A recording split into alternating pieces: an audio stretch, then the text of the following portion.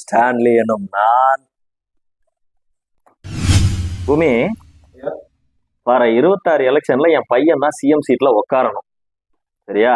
நீ என்ன பண்ற, அந்த பிரஸ் மீடியாவையும் சினிமா டைரக்டருங்களையும் கொஞ்சம் வர சொல்லுப்பா.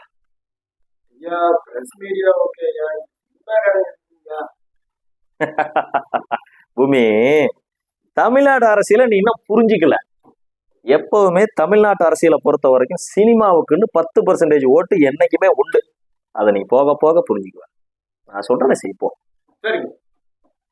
பூமி பூமி பூமி வா வா வா வா வா வா. மறக்காம நம்ம பையன் கேபிக்கு ஒரு போனை போட்டிருப்பா. இந்த டைம் நம்ம கேபி இந்த இடத்துல தான் நீ புத்திசாலித்தனத்தை புரிஞ்சுக்கணும்.